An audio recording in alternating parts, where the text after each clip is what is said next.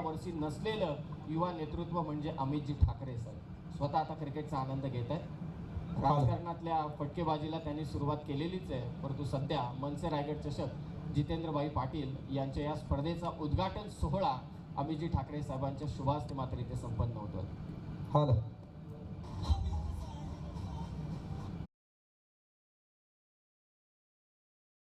तर झालंय, परंतु ओपनिंग सुद्धा चालू आहे.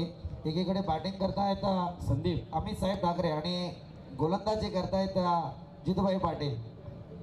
जितूभाई स्लो टाकून चालणार नाही, तुम्ही चांगले क्रिकेटर आहात.